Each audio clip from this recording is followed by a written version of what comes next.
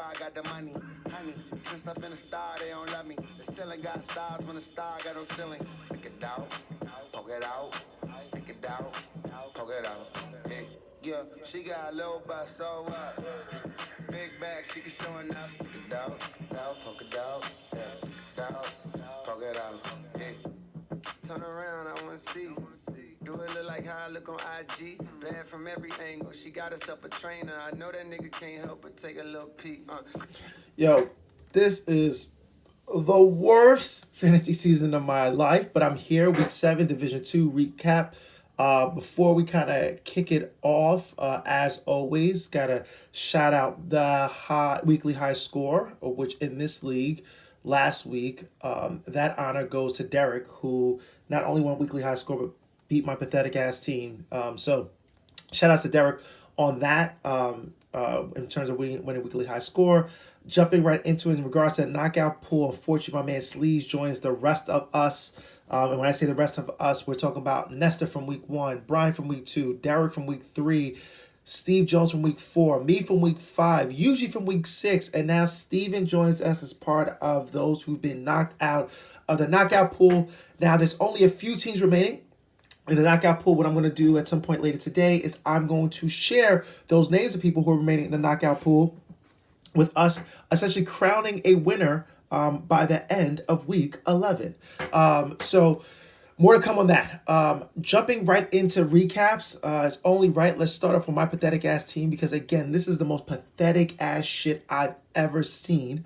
I lose to Derek 178.74 to 105.7.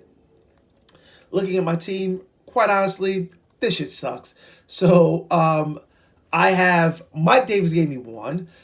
Brandon Cooks gave me 7.1. Allen Robinson gave me 3.6. Odell Beckham gave me 4.3. Like, I don't even know what the fuck to do with myself with, like, some of these, like, bums, honestly. I know what I want to do with them, but there's nothing on the waiver wire for me to drop to pick something up.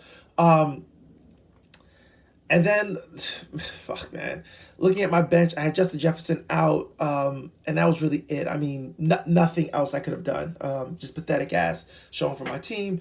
Looking over at Derek's team, I mean, he had Damian Williams give him 1.8, but he did have Scary Terry give him 25. He had Jalen Hurts give him 27. Damian Harris give him 25.3. He had Devontae Adams give him 9.6. He had Hopkins gave him 18.3. Ertz gave him 16. Marquise Brown gave him 19. His defense even gave him 22.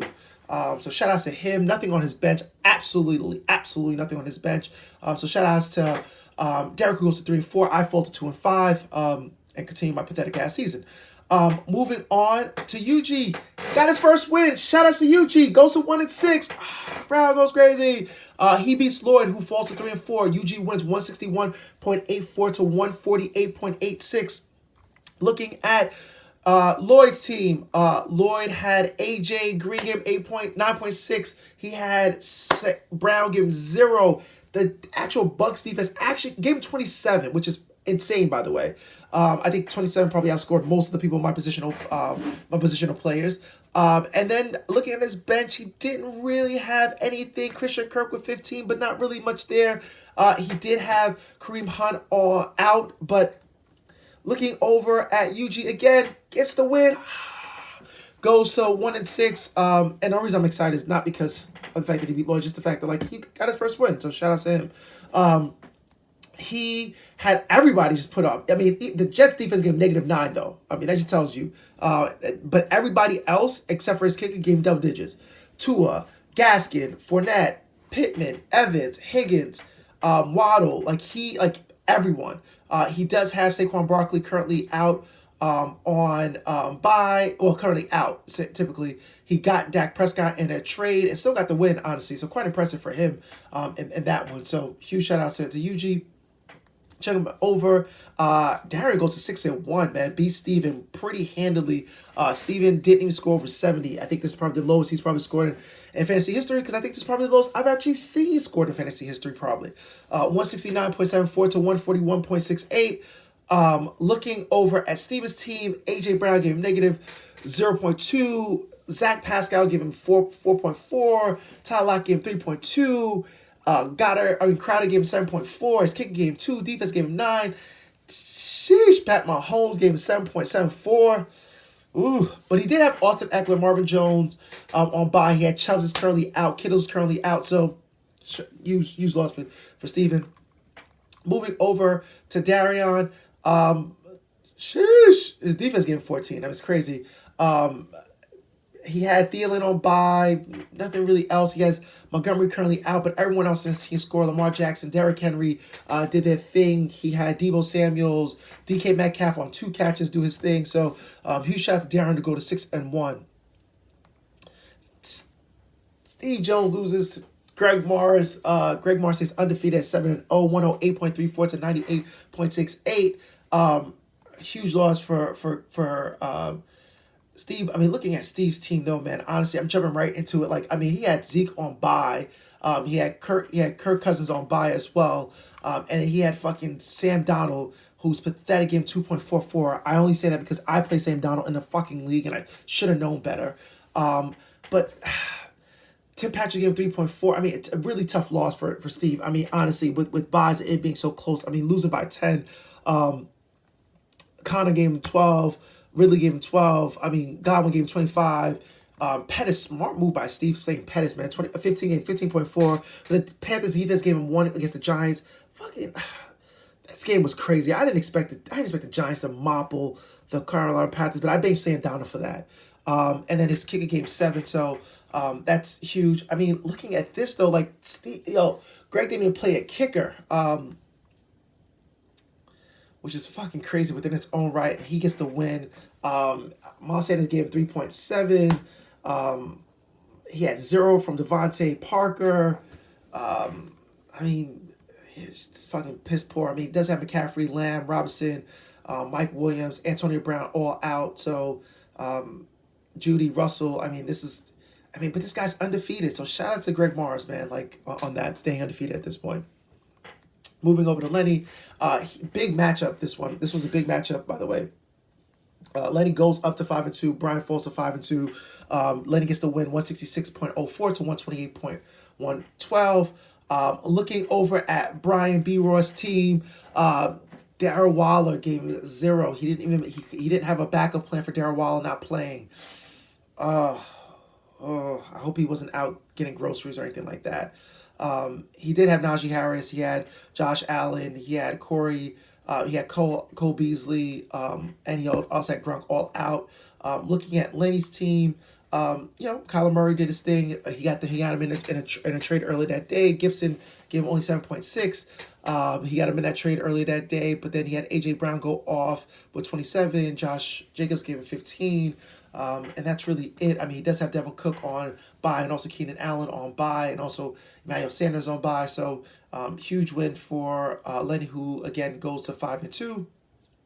Then shout out to my podcast folk, Nesta. I knew it. I believed in you, kid. No, I really did believe in you. Nesta goes to 2-5. He beats Rodrigo, who falls to 3-4. Nesta wins 151.26 to 109.94. This shit just tells you how pathetic my team is. I right now have the same exact record as Nestor. That tells you all you need to know. So looking at Rodrigo's team, he had Aaron Jones give him 8.9. He had Darrell Williams give him 8. Julio Jones gave him 5.8. Mark Andrews gave him 7.8. Alex Robinson gave him 5.4. On his bench, he did have Stephon Diggs, Amari Cooper, and Zach Moss all currently out on bye, so that could have played a part in it. Then looking over at Nessa's team, which is fucking... Yo, man, Justin Fields gave him 1.16, and he won. This just tells you how much luck fantasy's all about.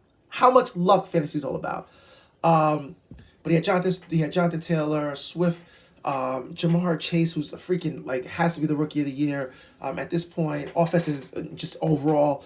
And then you had Pitts and Carter. All these guys gave him over double digits. His bench had nothing besides Justin Herbert. So huge shout out to my podcast mate, Nestor, on the win.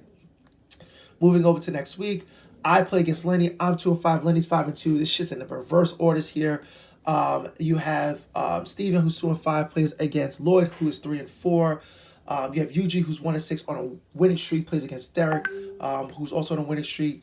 You have Steve Jones, who's 3-4, plays against Darren, who's 6-1. Another tough matchup for Steve Jones.